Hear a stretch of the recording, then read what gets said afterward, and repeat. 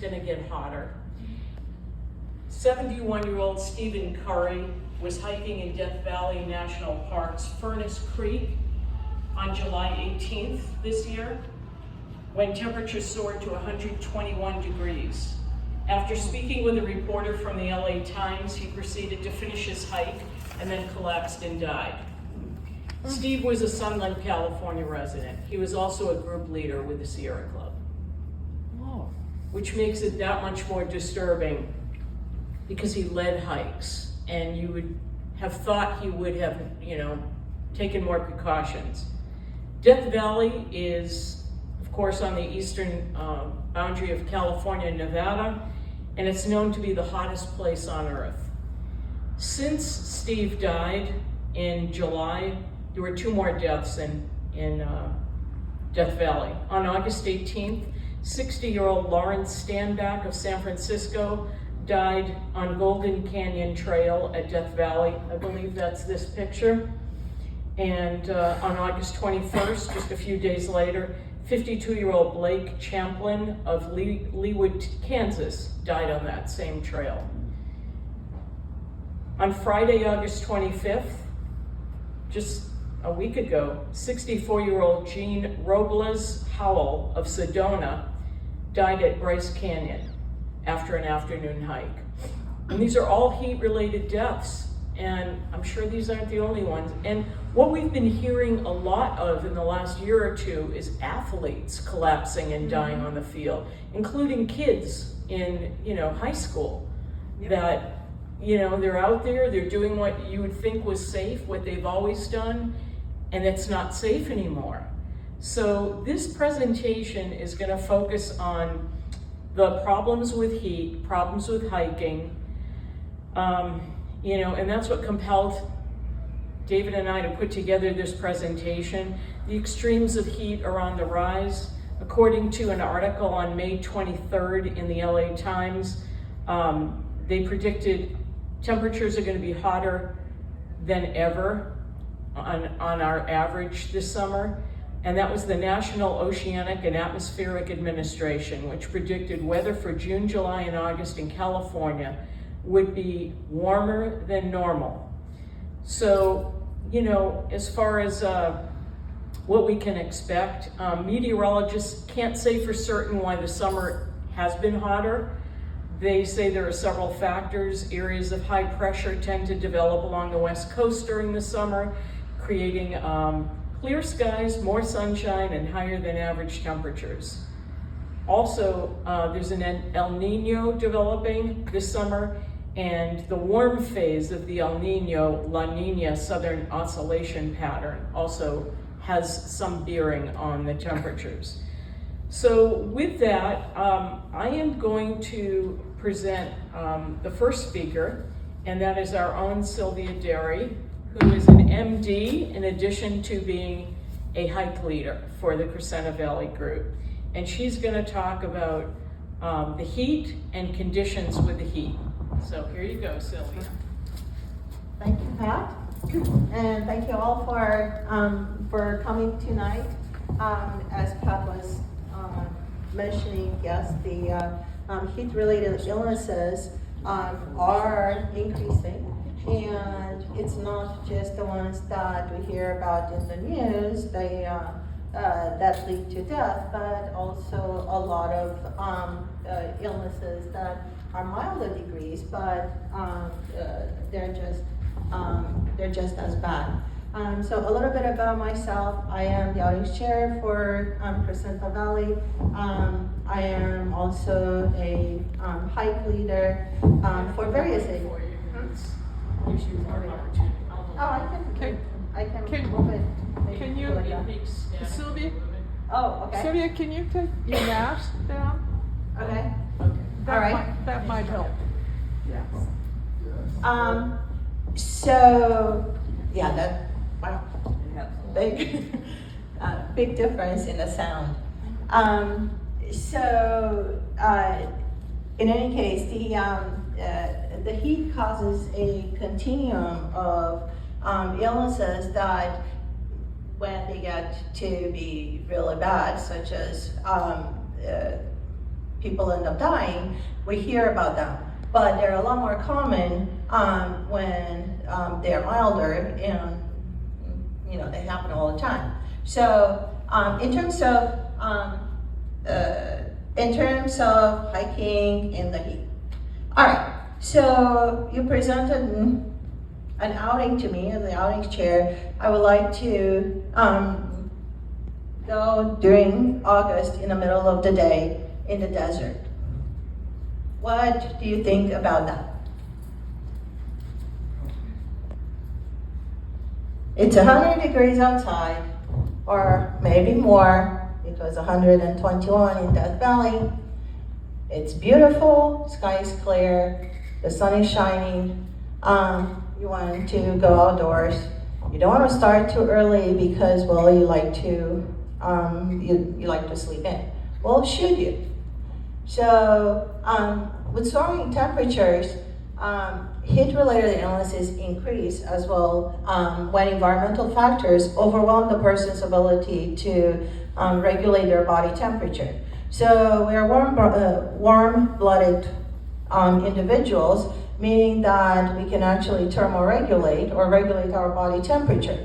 Well, if our ability to do that is overwhelmed by what's around us, then that's when we end up in trouble, and it can lead to death. If the internal temperature goes above 104, 105, that's when you get significant morbidity, and it can end up in mortality, meaning death. When the body temperature starts to increase, it's really important to have rapid evaluation and cooling methods in order to prevent that disease and even death. And I want to point out to rapid because time is of extreme essence, and it's going to be very important when you're out in the boonies and it's hot. Some people are acclimatized to hot temperature, and they can do relatively well in hot temperature. There are the ultramarathoners that do the hike in Death Valley, and they go all the way up to Mount Whitney, and they do relatively okay. But it takes a long time to actually acclimatize to that level. At least 10 days, 10 to 2 weeks for the body to acclimatize to the hot temperatures. So what are the environmental factors that you want to consider when you are looking at hiking? So the temperature is important. If it's 100 degrees, it's quite high, but you also want to look at humidity, because temperature and humidity, they make what's called a heat index, and that shows what it feels like. You need to have low humidity in order to be able to sweat, which is the major way of cooling. So if the humidity is high, then you cannot cool off by sweating, and that's a problem, because then the temperature, you're not able to regulate the temperature.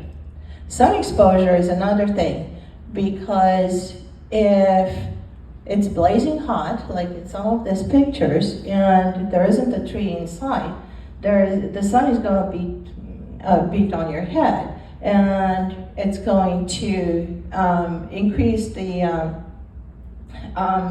side effect much faster than if it was hot, but then you would have some shade around. Wind is also important, because the wind helps to cool you off a little bit. And the clothing. So having clothing that is appropriate for hiking and covers you, and it has the appropriate UPF designation, it's going to be very helpful. And I'll talk about clothing a little bit later on. Okay, let's see. All right, so here is a chart on the heat index, and The weather, this was from weather.gov safety. And when the heat index is greater than 95 degrees Fahrenheit, that leads to the increase in mortality and also morbidity. And it's directly related to the elevation in temperature and the duration of heat exposure. So it's not just the temperature, but how long are you going to be there exposed to that? And as I mentioned, that heat index is usually noted in the weather reports as what it feels like. So as you see, as on one side is the humidity, and on the other side is the temperature. And the white portion is when there's caution, but then it goes into extreme caution, danger, and extreme danger. So by the time that you're in the feels like 121, then that is in the it's in the danger side. By the time that it's in the 130s, it's extreme danger. The National Weather Service does initiate alert procedure when heat index is expected to be 105 to 110 for at least 2 consecutive days.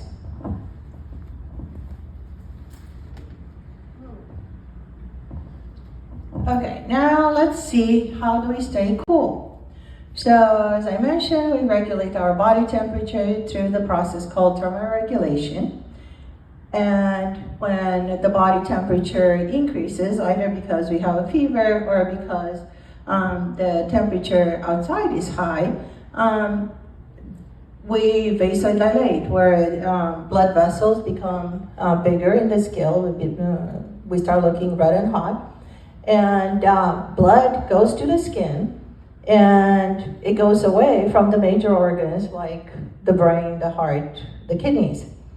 That leads to increase in sweat, and when that sweat evaporates, heat dissipates and the body cools off. So if the environment, if the heat from the environment and the heat from the metabolism, from the exercise that you do, is higher than the heat that can be dissipated, then you end up with heat illness and side effects from that. So when the humidity is high, as I mentioned, you cannot evaporate, body temperature increases, and unless you start some cooling measures immediately. So too humid, you cannot cool through sweat. Now let's also look at the sweat. So sweat is made of basically water and salt. So when you're sweating a lot, to cool off, you are losing water, and that leads to dehydration, but you're also losing salt, which leads to hyponatremia or loss of salt. When either one of those are profound, or when both of them are profound, these conditions can cause weakness, dizziness, confusion, lightheadedness, and that progresses to fatigue, lethargy, and eventually circulatory collapse and death. So when it gets to that point, it's really imperative that you recognize that you are dehydrated and also have loss of salt, and take some action, because otherwise it's going to go in a continuum. One of the important points of that is a lot of them lead to confusion. So the ability to actually recognize that you have a problem is diminished by the problem. So having somebody with you at that time is extremely important to realize that, wait a minute, it's not, the thinking is not as clear. There are a lot of risk factors that can make the heat-related illnesses a lot more prevalent, or they can increase the mortality. And some of those are medications or, well, alcohol and drugs. Also looking at that list of medications, a lot of them are quite common, especially as we age. Because as we age, we acquire hypertension, high cholesterol, and heart disease. Those are quite common.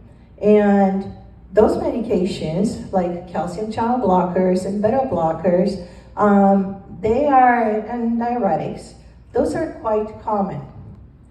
And knowledge of the impact of those medications on the hike that you're going to take is critical, because your doctor may not know that you want to go hike in 100 degrees, or may not know, or may not be aware of the relationship and so on.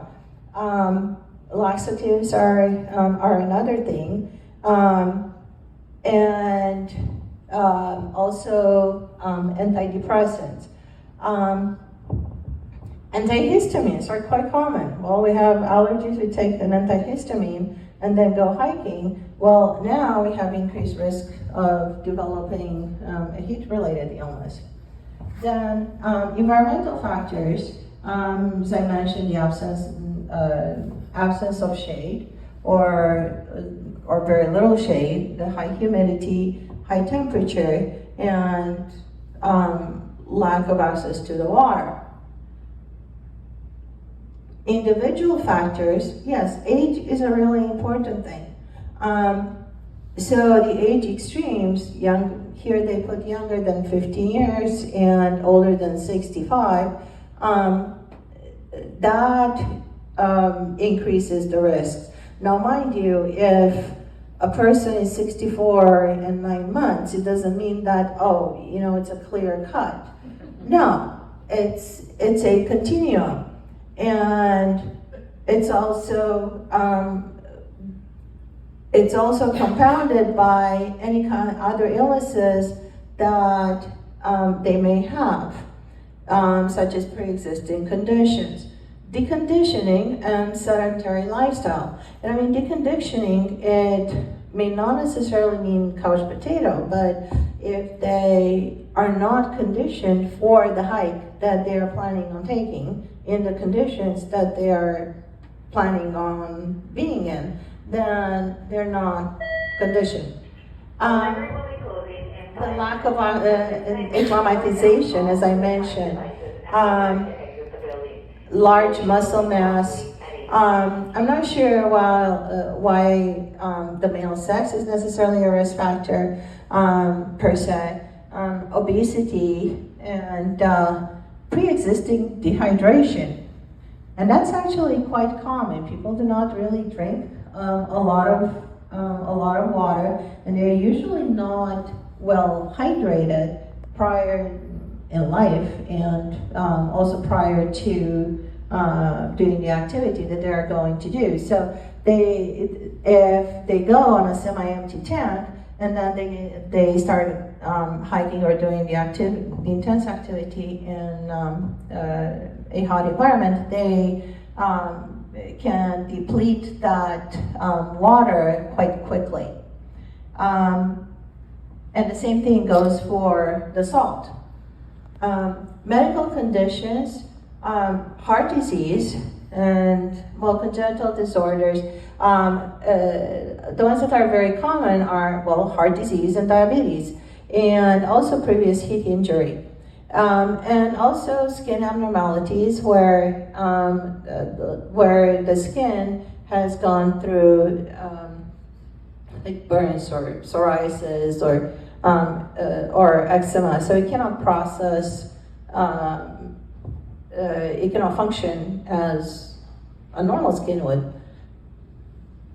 In terms of sodium, I don't see it on the list, but hyponatremia or low sodium is extremely common in elderly. Mm-hmm. Yeah, I just want to remind everybody that the library is closing, we did exit out the back door, not go through the other door because otherwise it's very expensive. And there is a keychain with a book attached. There's a bathroom. You can go out that door to the bathroom there, but that's anywhere else in the building you can't do. You gonna wave the tag at us? Yeah. Okay.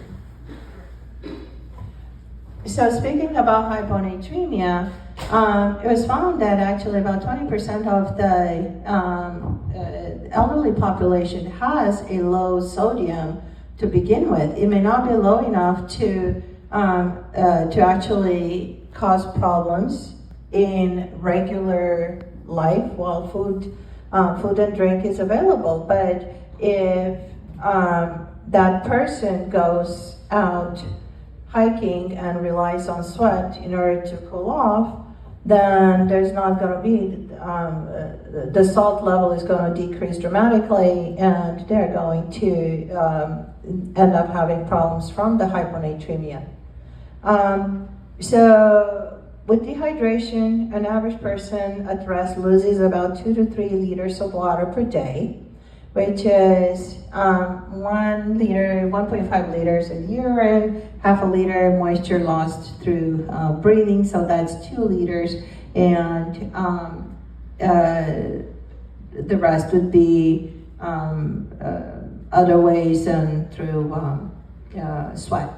So when 1 hour of activity leads to about 50% increase in the amount of water needed. So if you are at rest in the heat, you're not going to need as much water as when you go and exercise or hike. A 154-pound athlete will lose about 1 to 2 liters of sweat per hour during exercise. So if you're going hiking, then you have to plan to drink at least 1 to 2 liters of water per hour if your activity is strenuous and it's in hot weather.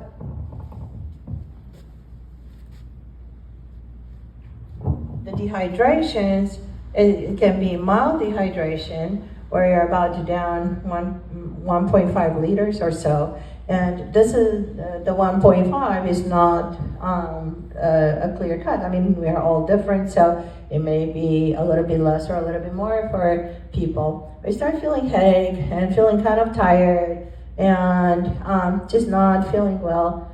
Endurance decreases by 22%. The lips become dry and develop some mild thirst.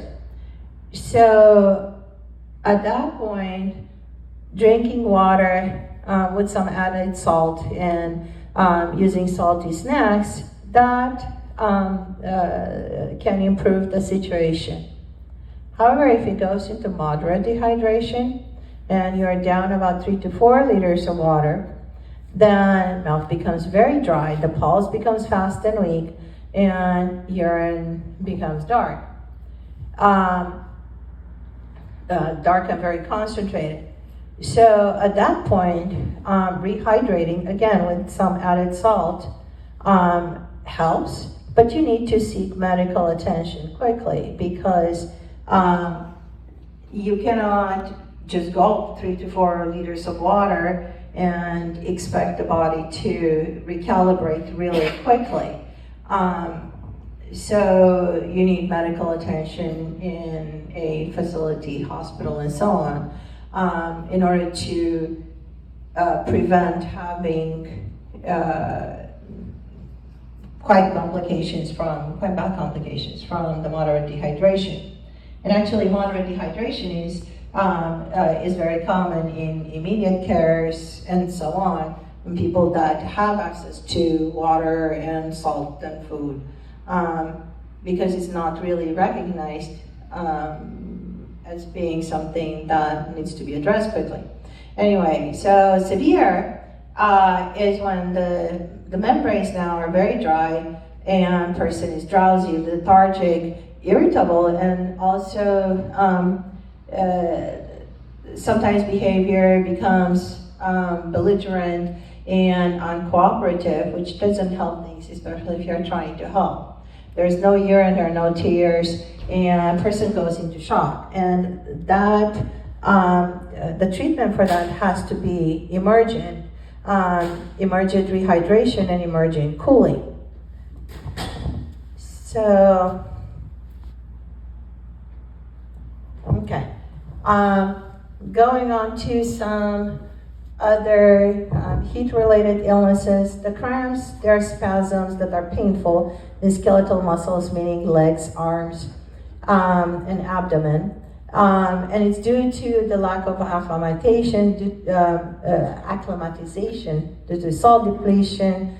Also diuretic medications, the ones that help, well, they make you pee more, but they decrease, they lead to hypovolemia. And caffeine is one of them. Caffeine and tea has the same effect as the diuretic medication. And as I mentioned, it takes about 10 days to 14 days to acclimatize, meaning the sweat is going to be a lot less, and you'll be able to be more effective at functioning in high heat. And symptoms for the heat cramps, other than the painful spasms, are nausea, the twitching, and treatment. You want to stretch those muscles and rest in a cool environment and replace salt and water losses. One method of rehydrated is using an oral rehydration solution, either one that's purchased or using a teaspoon of table salt per quart of water.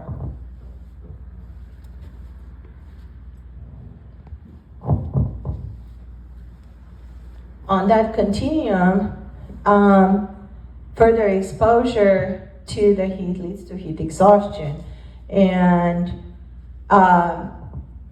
that's because the vasodilation and the sweating to cool off leads to decrease of the blood to the brain, heart, and the major organs.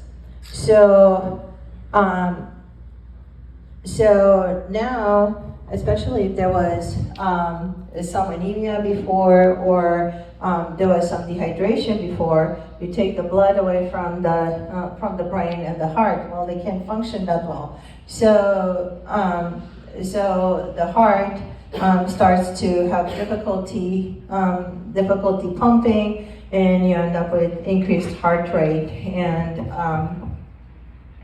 other problems with decreased blood to the brain. End up with confusion and so on. Sweat, water losses leads to further dehydration. So you get that rapid pulse, the nausea, the headache, lightheadedness, and lots and lots of sweating. The treatment, you want to have the person lie down, so some of the blood goes to the brain. You want to elevate the feet, basically, so you can get more blood to the brain. And find any kind of shade, and provide water and salty snacks or electrolytes drink, and try to cool off. One way of cooling off is splashing water on the face, assuming you have water. Fan the face and the rest of the body. If you have a frozen water bottle, you put it on the armpits, neck, and groin, and that can help cool off and seek medical attention. So the faster you can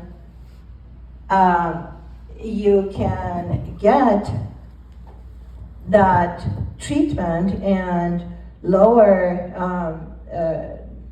get some more rehydration and lower the body temperature, the better chance to avoid something like the heat stroke, which is a true emergency. So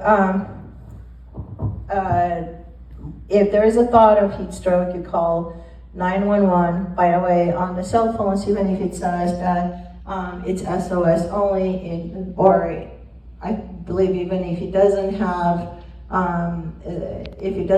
charge, it can still send a message to 911, I believe. So with heat stroke, you cannot sweat anymore. You don't have the liquid level is so low that you cannot sweat. So now the core temperature starts to increase. If it goes over 105, that's when you end up having a lot of morbidity that can eventually result in death. You get altered mental status, confusion, the erratic behavior, nausea, vomiting. So you want to seek any kind of shade and seek medical care and immediate evacuation. The cooling measures that we mentioned before, those are nice things to start, but you do want to seek that medical attention as quickly as you can. Removing extra clothing does help as well, but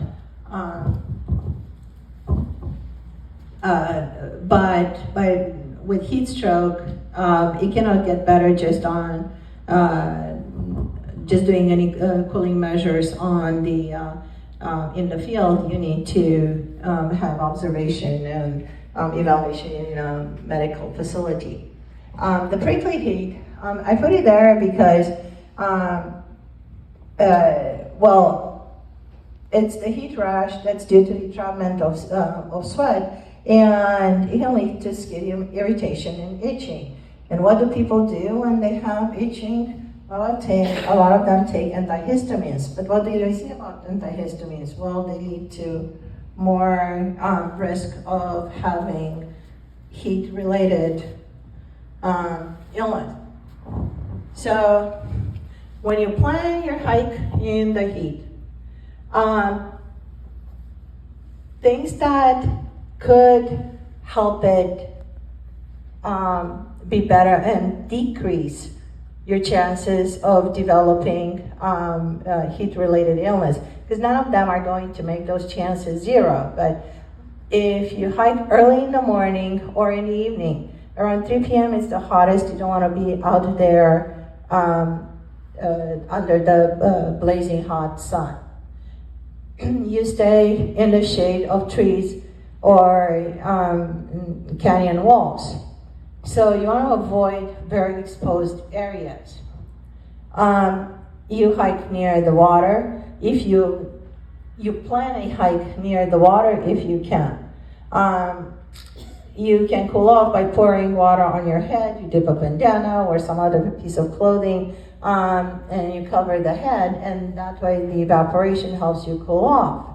And you hike near vegetation because rock absorbs and then radiates the heat. I mean, the beach after, when you go to the beach after it's been blazing hot, I mean, the sand is burning.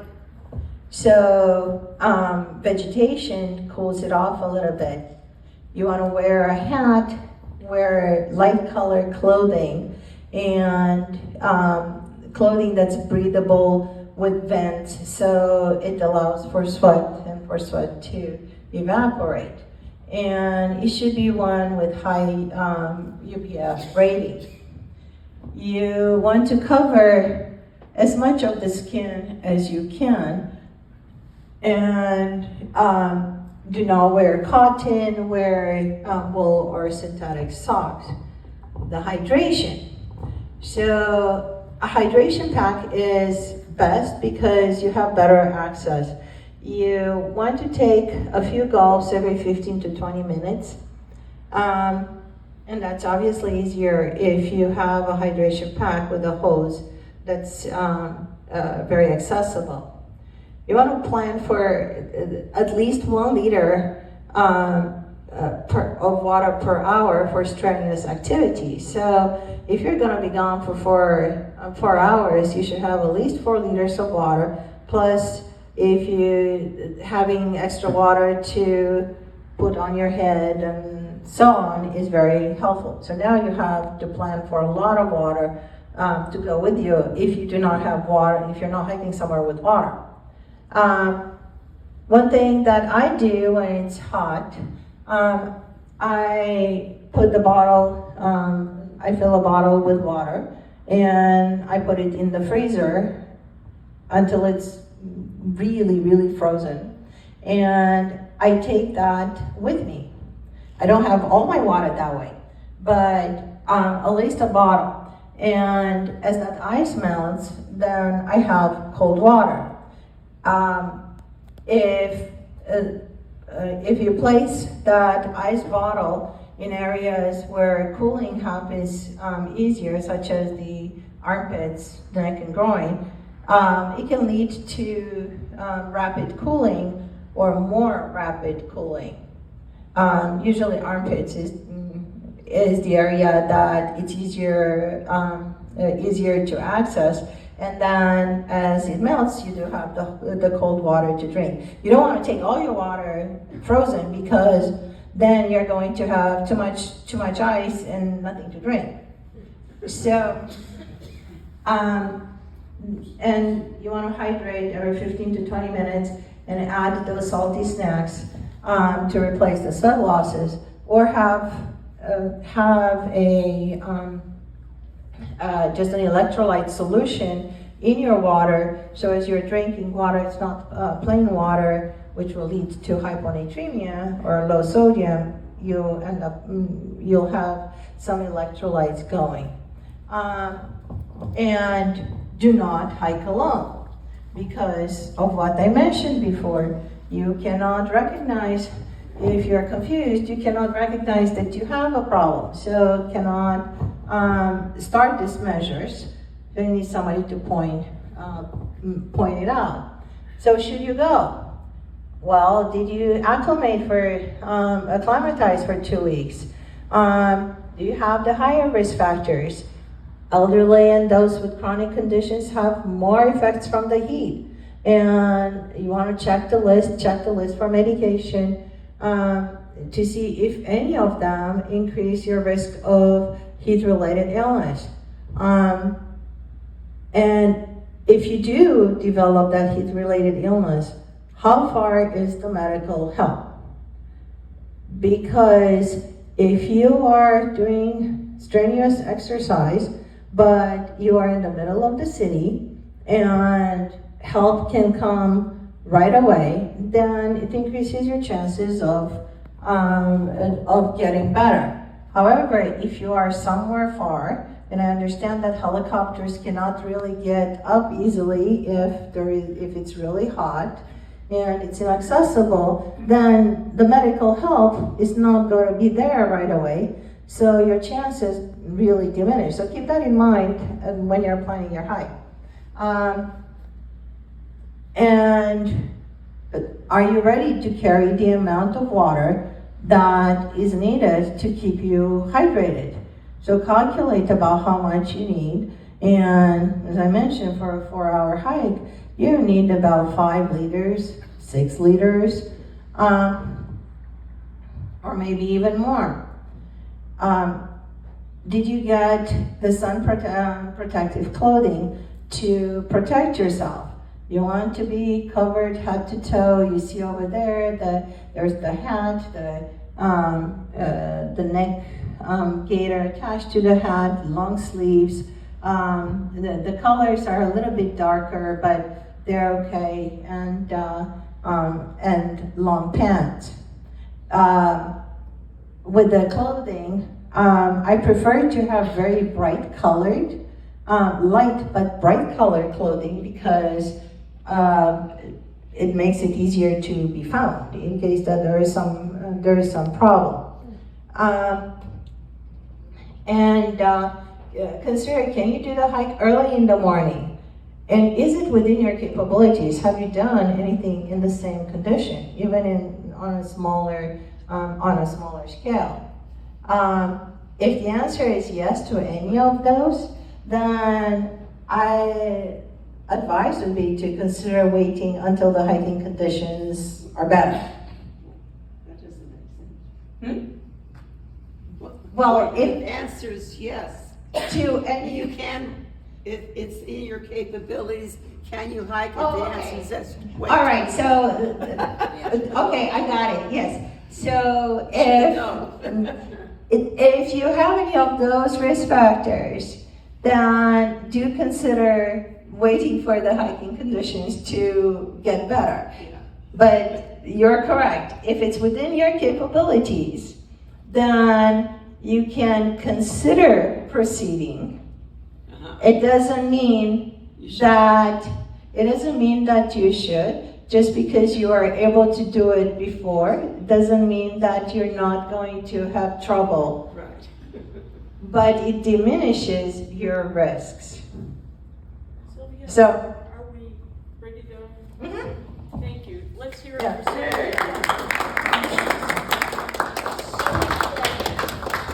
Such a great presentation. It was really remarkable. Thank you. Thank you for doing that. I'm going to turn it over to Doug, who is, Doug Cramoline is one of the two people here tonight from Montrose Search and Rescue, and he is going to tell us more about the problems that come up if you do not listen to things that Sylvia just told us. Do you have a slide to do? He does. I'll be your tech guy. Yeah. Totally appropriate. This is Steve Goldsworthy, my partner. We've had 69 calls at the end of last month. He made 50 of them for the year, so really strong attendance on our rescues. Wow. Pat, well, briefly, Montrose Search and Rescue is based up here at the Crescenta Valley Sheriff Station. We're one of 8 teams in LA County that does search and rescue. Our primary responsibility is the Angeles Crest Highway corridor, the upper portion of it. Other teams such as Altadena cover the front side of the San Gabriel, so we cover the high country for the most part along Angeles Crest Highway up to about Islip Saddle. So we have quite a large range to handle. People think, well, it's up in the mountains, so you're not going to get heat emergencies, but that's not the case. We are, being in the Sierra Club, you know that it gets just as hot up there as other places that are lower.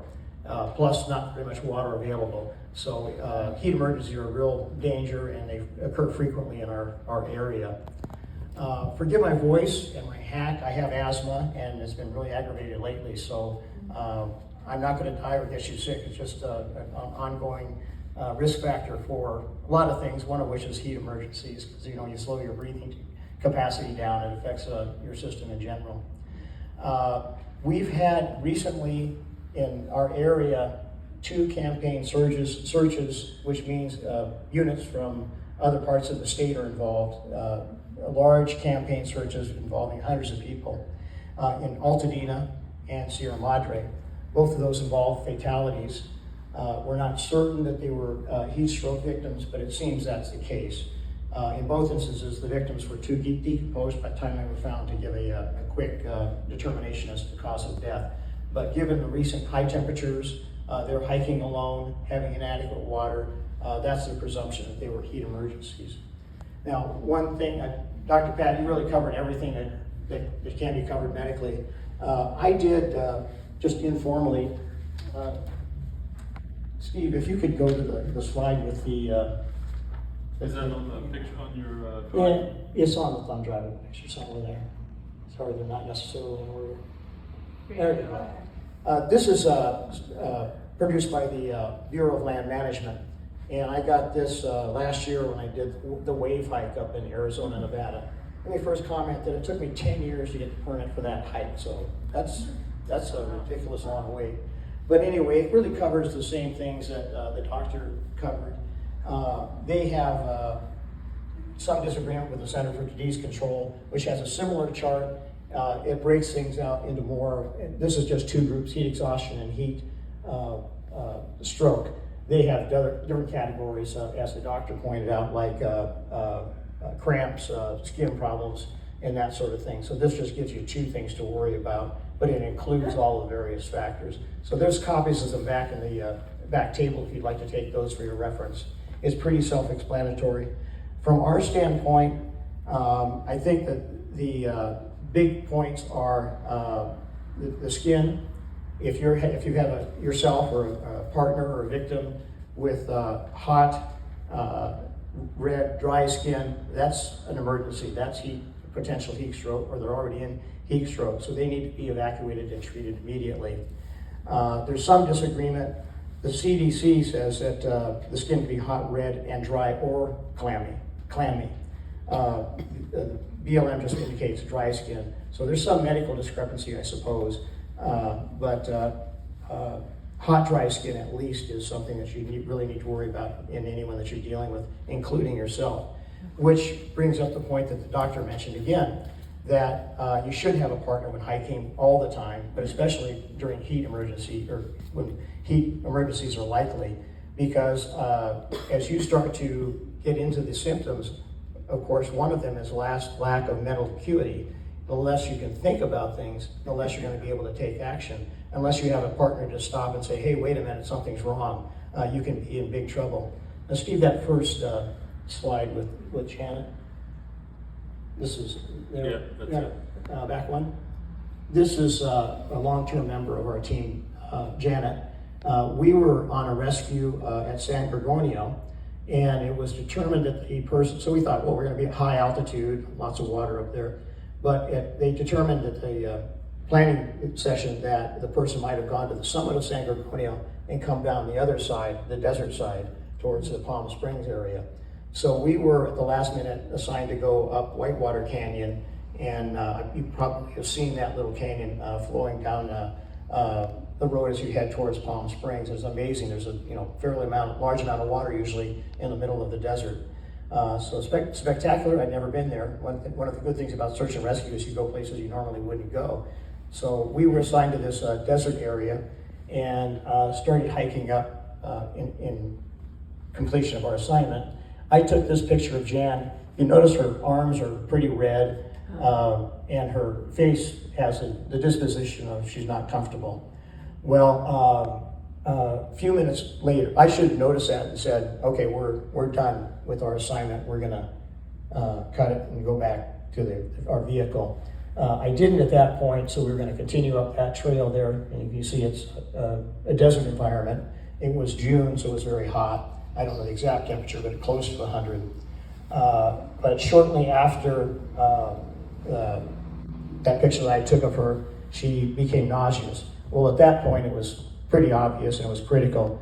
So I got her to the Whitewater stream, and she laid down in the stream to cool off, which helped her immensely. But we were fortunate to have that available, and it wasn't a matter of, you don't want to look silly or whatever.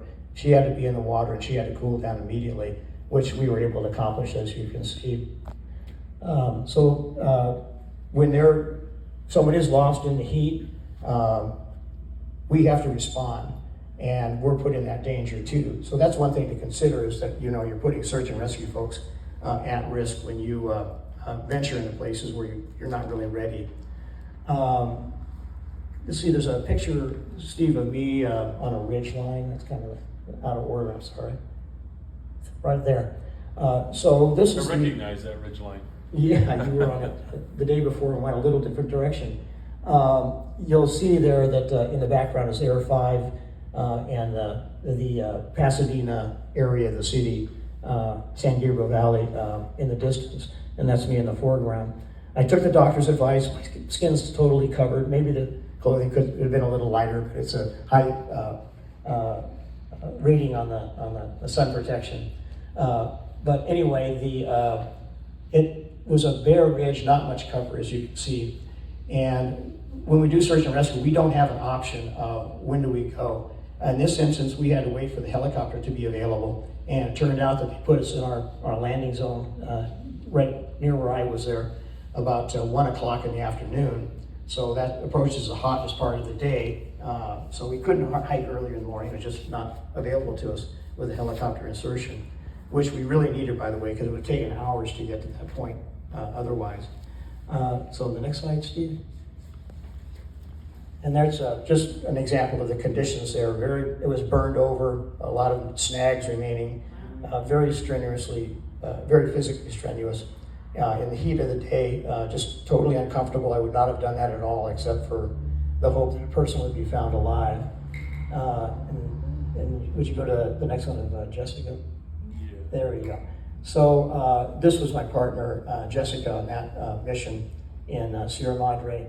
And we got to the end of this ridge and decided we couldn't go farther because we were both very hot, very tired, getting low on water. I brought 4 liters of water, which wasn't enough, because if we hadn't been extracted to that by helicopter, I would have been really hurting it, spending the night up there without water.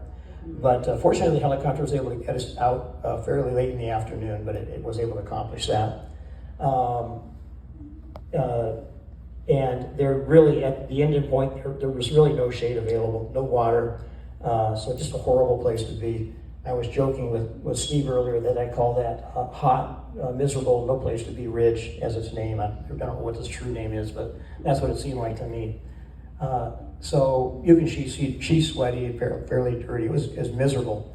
But again, we tried to have enough water, accommodate with sun protection, and hydrate before we are in the field. But in those instances, we're just stuck with what we're given. So in the hope that someone's alive, we'll be out there being exposed to the heat emergencies, but doing everything we can to avoid it. As you saw with Janet, it didn't quite, well, she wasn't a heat emergency, so it didn't work out. We had the Altadena search recently for a gentleman who hiking alone again, missing for several days before they called other elements of the search and rescue, other teams in the county and from throughout the state, in fact. And on that, I was partnered up with a gentleman who somebody knows here. You, what do you think? Liam? You know the Liams? Someone was talking about Mike. Oh. Oh, you, I'm sorry. I misidentified, my apologies, but Mike was my partner on that call. And at the end of it, he had severe muscle leg cramps. So fortunately, we had completed our assignment when he started having those. And he's a really strong, fit individual, showing that you can be really physically fit and still be disabled by these heat emergencies. In that case, we'd already completed our hike, so it wasn't a big deal. He was able to hydrate, take salts. In fact, I think he took like a Gatorade product, which I really don't like those in general, but they do have the electrolytes, but so much sugar. He didn't require emergency attention, but he did become in the heat exhaustion category during our search. So there's just a few examples of what can happen both to people in the search and rescue community and how we're exposed to risks ourselves by poor decisions on people deciding to hike. Steve, do you have something you'd like to add? I think you've got some Just topics. 2 things. So buried in my pocket all the time is one of these. So this is just a simple additive that you can add to water. This is lemon lime. It's like a Kool-Aid, but it's basically electrolytes and sodium. So in that heat emergency, you don't just want water, right? Because water is just continually diluting your body of what it needs. So always keep one of those in your little 10 pack. What are they called? This particular one is NUUN, I think, hydration. But there's, many of them out there. At any of the stores, you can just get them. And, this has probably been in my pocket for 3 years, but it's still got the same stuff in it, and trust me, I'm using it. The only other thing I wanted to mention is, I've been an EMT since 1984, and I had never actually witnessed a heat stroke. And then about 10 or 12 years ago, I was working Baker to Vegas, which is a run. And sometimes we're running, it's 50 degrees. Sometimes we're running, it's 100 degrees. And I was there as a medic, and we came across a woman down on the pavement, and she was exactly as described. Bright red, no sweating, full on unconscious heat stroke. And we stripped her clothes off, and luckily we had an ice chest with a couple of towels, and I remember taking towels into the ice chest, ice cold water, and shoving them on her body, tucking them in her groin and her armpits, the whole 9 yards. She didn't regain consciousness for 2 hours, And we basically saved her life, and she was released the next day. And so you can reverse that if you catch it quick enough, but you have seconds and minutes with heat stroke. I'd much rather you got bit by a rattlesnake and I have hours to get to you. I have hours to get you to the hospital and take care of you. Heat stroke, you have to act, and you have to act really fast.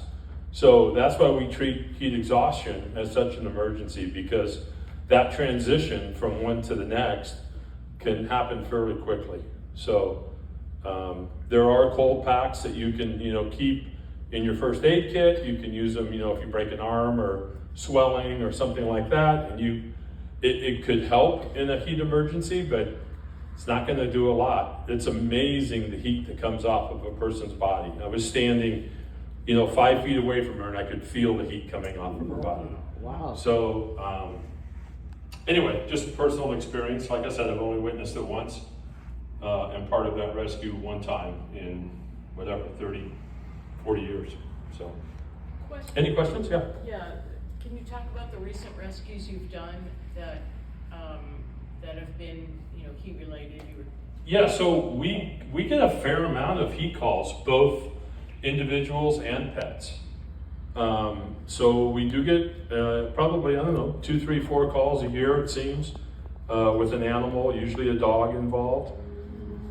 And people don't realize a dog has very little ability to cool itself down. Dogs don't sweat. So it's basically their tongue and their paws, and that's it. And the dog will follow you until it literally drops and stops. And we've had to recover, unfortunately, dogs that have died from heat stroke. But as far as people are concerned, it's usually heat exhaustion, and the first sign is usually what? They're really tired, and they're really slow. You literally get the wind knocked out of them. So if you see somebody that's falling behind or lagging behind, especially somebody who's not the normally slow guy or gal, pay attention to that person, because that is the first thing that you'll see as someone's getting dehydrated. And then the first thing I do is take their pulse, and that gives me an idea of just how dehydrated they are, right? And cool that person down. So much of it is decision making. We could go hiking today in 90-degree heat, and Strawberry Peak, Colby Trail, completely exposed on the south face, all brush, no trees, full sun, full heat, and all of us would drop like a rock.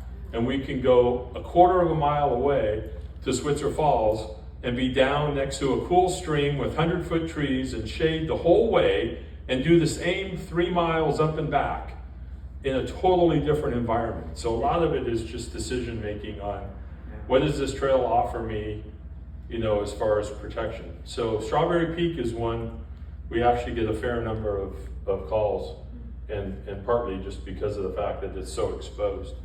Yeah, question in the I back? carried a 45-pound dog off of Strawberry Peak once on a Sierra Club hike. Everybody was okay but the dog. Yeah. Another question? What about cats? Do they have the same problem as dogs? Yeah, I don't know about cats. I have 2 shepherds, so. Well, I know of a man who took his cat hiking. Well, there's a cat you can carry easily. Yeah. You can carry a cat. Just quickly, Steve talked about Strawberry Peak. We had one unfortunate incident which kind of exemplifies a couple things. A family went hiking. One of the family members slowed down going up towards Strawberry Peak from Strawberry Meadows. So he said, well, just go ahead, I'll catch up to you. Well, they got back to the trailhead and he wasn't there. So they called search and rescue after not being able to locate him. He was eventually located. He had put up a flag as a signal device, but nonetheless passed away. So there you have a group that was hiking together, but they made that poor decision of, he'll catch up to us, we don't have to worry about it, we'll get him later. It never happened. So that was especially tragic for that family, because they basically left him behind and had that result. When was that? Oh, was it 3 years ago, I believe? About 3 years. Yeah. Do you have a question? Shout it out. Question? Yes, I was wondering about water. There was that picture of a woman lying in the stream. Now, the water in the stream didn't look like it was very deep. What if the water is sort of room temperature instead of cold? Is it still a good idea? I think it's still a good idea because you're still getting the evaporative effects without having to sweat. And so evaporation is a cooling effect. And in that case, yeah, the stream was only, what, 3 or 4 inches deep, it looked like? True, but she was able to get totally wet. And remember, water has a much more high conductive property than air, so any difference in temperature cooler than the air, and you'll get a good result with water. So unless you're getting in the water off of Florida, which is supposed to be like a hot Right, tub these exactly. days, it'll do you some good. I agree with Steve. Go ahead. I have a question. You mentioned about taking their pulse. Could you please tell me what is the range if we are to take a pulse? For an adult pulse? For an adult pulse in that So situation. when you're hiking, your pulse is typically going to be elevated. So our normal pulse rate sitting here, women tend to be a little lower than men, probably somewhere between 50 and 80. 50 to 60 being most women and 70 and 80 being most men. Most people that are hiking are probably between 80 and 100, and most people that are dehydrated, especially by the time we get to them because they've been resting for some period of time, and we still get pulse rates in 120, 130, 140. So we instantly know that person's dehydrated with that high of a rate. In this guideline from the BLM, I would notice that kind of, I think it's a discrepancy for heat exhaustion, rapid, weak pulse, for heat stroke, rapid, strong pulse. Well, I think that the important thing is a rapid pulse. So you're not really gonna maybe be able to distinguish in the layman between weak and strong pulse, but both are rapid. So if you get a rapid pulse, it's either heat exhaustion and you need to act quickly, or it's heat stroke and you got to act more quickly. The bottom line being, it's an emergency if you've got that rapid pulse above. Yeah, above 120 is a real concern. So, you had a question? Yeah, just a comment. Usually here in Southern California, we don't have humidity problems. It tends to be dry, but Hillary certainly turned my feeling around about that, because I walked out of a supermarket and instantly noticed that the humidity was much, much higher than I had ever experienced in 40 years of living here. Which raises that heat index, Yeah, absolutely. how that heat feels to your body. Yes, absolutely. And it was no good time to go hiking, even though it was raining, you know. Yeah, there's a reason I don't do summer vacations in Texas, Florida, or Wisconsin, which is where I'm from, so. I was going to just comment that that couple that had the child and the dog that died in Mariposa, I think it was last year, did they determine that was related to heat? They did eventually, yeah. And why did it take them so long for the authorities to decide that was what actually killed them? Well, I think it's the same kind of thing that we're looking at on our 2 searches in Altadena and Sierra Madre, where the bodies aren't found immediately. So in that case, I think the bodies were some distance apart and several days, where they were searching for those people. And so from an autopsy standpoint, I think it's more difficult to make that, determination the longer the time goes by. And they had to, and you can correct me if I'm wrong, doctor, but they had to rule things out. For example, they had to do toxicology. I think there was some talk. Right. They had Carbon dioxide in that area. Bad water supply or. Yeah. That is right. Yeah. I'd like to open this up to questions for Silvia as well, if anyone has any. Did you want me to say anything? Oh, we were gonna add the tips, and so this is a good time to do it. So we're gonna take some tips from other Sierra Club leaders on the heat and ideas. And let's just give an applause to Montrose Search and Rescue.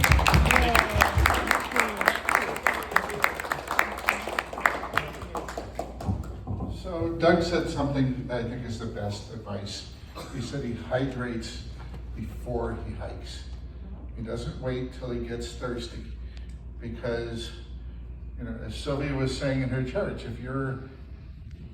you don't necessarily feel it even when you're a couple liters down. If you wait till you're thirsty, you're not going to ever catch up. So, you know, that's a lot of people say, well, you know, there's no bathrooms. I'm not going to, I don't want to have to go. I don't want to have to go in the bushes. And so that's one of the things. The other thing to think about is all of the things that you're hearing for hiking. You can be outside in your garden and get dehydrated just as well. So, you know, it's very important to be drinking in those situations. I wanted to talk about one other thing, which is, you saw the picture of the desert. And the trouble with the desert and the wind is you don't sweat. You feel, you know, while you're sweating, you feel relatively cool, and you lose a lot of water and you don't know it. You don't know that you're hot. You can tell when you take your backpack off that your back is soaking wet, but the rest of you're not going to feel it. So I think, you know, when you're looking at conditions of heat, you have to be aware that you're going to lose that water whether you feel it or not. It's real easy when you're in the high humidity and the sweat's pouring off you. You know, you say, I'm sweating, I need to take electrolytes and everything else. Like, you're losing the same amount in dry. So I did want to talk about that because as we were talking about it, it's dry in our area. So you don't know that you're losing the water. And if you're not going to the bathroom on an 8-hour hike, you're hiking at low water. Thank you. Over that. Thank you, David. Kathy, did you want to speak a little about clothing? Well, Sylvia covered it pretty well. Okay. Just don't be like me and learn the hard way of not of hiking in a tank top, because then you'll be really sorry. I did that once and lived to regret it, but I did live. I think the only point that has not been discussed much, maybe because it seems so obvious, is my late husband and I used to hike a lot down in Utah, and it would get very hot in Utah, obviously, and there were times on our hikes that at about 12:30 in the afternoon until about 4 in the afternoon, we just found a shady place under a rock and just stayed there.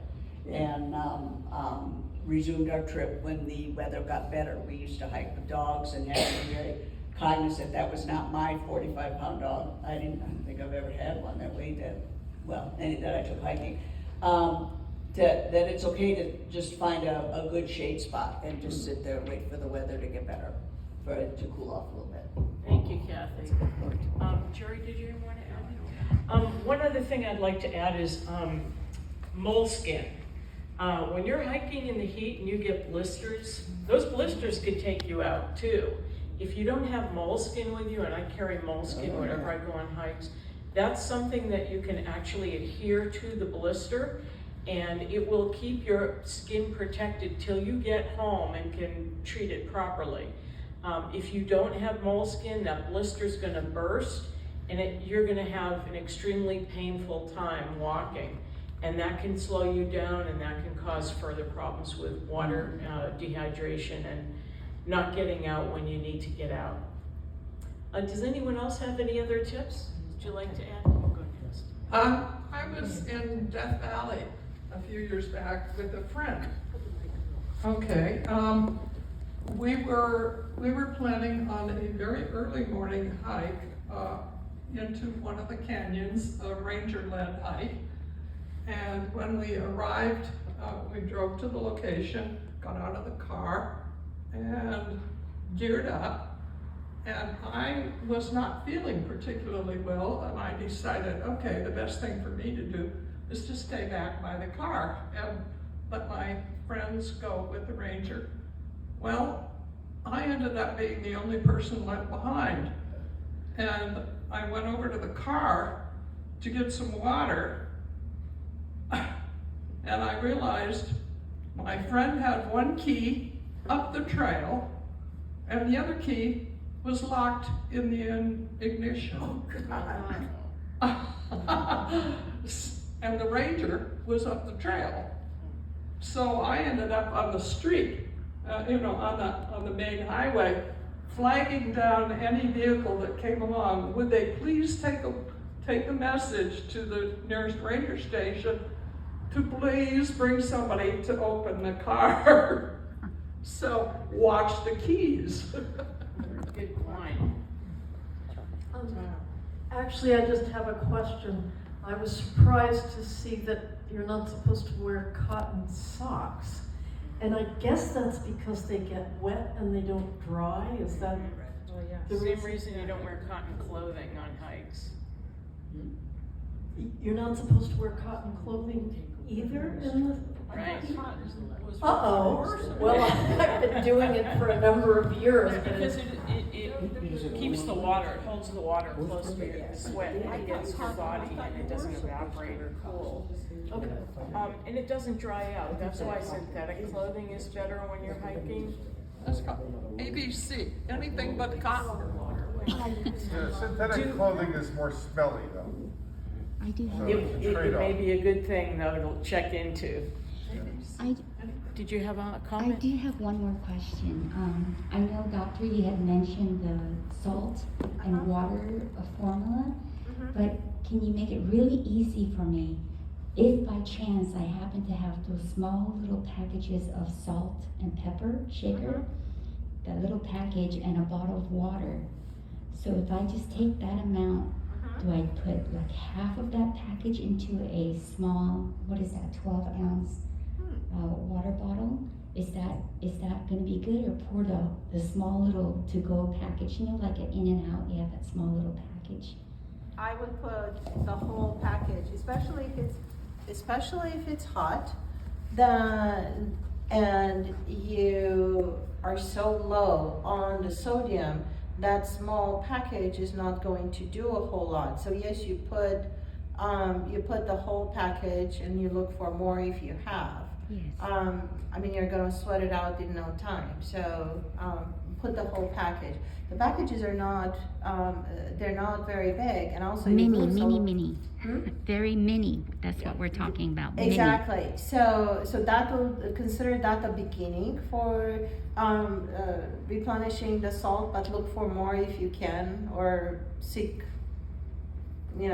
help. Yes. Yeah, but wouldn't putting salt in your water make you more thirsty? Not if it's a low amount. So my preferred, salt package is actually the top ramen, because, well, it's soup, so it's made to be nice and tasty, and it has 135 milligrams. I mean, it has a lot of salt in any case. Don't quote me on the exact amount, but having a few of those with you would be very helpful, because again, they're made to be tasty. I'm sorry. Yeah, that's okay. I can hold the mic. So, a little bit of salt in the water, it's not going to really change the taste, but it's going to add those electrolytes. I suppose if you put a lot of salt, then yes, it's going to taste very salty. And it may not be easy to drink, but that's why you use an electrolyte solution, or you use, as I said, the top ramen. And that, because it's made to be soup, it's going to be tasty. You do want to have water with it, just because you don't want to gag, and then you cause more dehydration and so on if you end up nauseous and vomiting. Thank you, Doctor. Do we have another question? Yes. I'd like to ask our two people from Search and Rescue, when you go out, it's a hot day, what do you take with you to give to the person when you find them, and once you find them, you evacuate by helicopter, or what's the procedure, for when you find the person, what do you give them, and what do you do? Either one of you. I'll take the first part of that, and then Steve can provide details. He is a helicopter pilot, so he can answer any questions you have on helicopters. I noticed there was mentioned earlier about hot conditions. Does that impair the ability of the helicopter? How much? I think in this area at least, our Air Rescue 5 can handle pretty much any heat as long as they download some gear or offload some gear. But Steve can address that. But what the main thing is carry extra water that you can give to the victim. And as I say, in that one call that I was on, I didn't really have enough. I could have given some to the victim, but if I had to stay overnight there, it would have been rough. So I should have had more water. But extra water is important, not only can they drink it, but you can use it to cool them, wet their clothing.